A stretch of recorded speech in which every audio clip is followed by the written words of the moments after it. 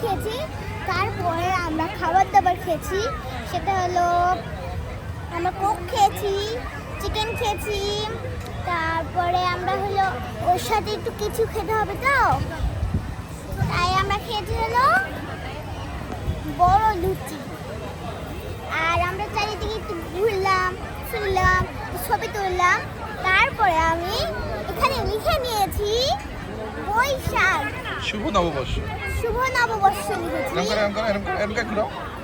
এই দেখেন গাইস, শুভ নববর্ষ, শুভ নববর্ষ লিখেছি। এবং তার সাথে শুভ নববর্ষের সাথে একটা ডিজাইনও করে দিয়েছি। আর এখন আমরা খাবো দুধ চা। দেখান, এই দেখুন দুধ চা খাবো এখন। তারপর আমরা যাব বাসায়। গাইস টাটা, আজকের মতো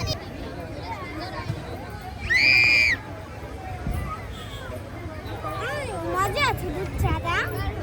এবং এর সাথে একটু মনে হচ্ছে লবঙ্গ দিয়েছে, তারপর দুধ দিয়েছে, কফি দিয়েছে। এবার মিশ্রণ করে দুধ চা বানাচ্ছে, যেটা হলো চায়ের মতন দেখতে, অনেক বড় দেখাচ্ছে। ওই দেখুন পিছনে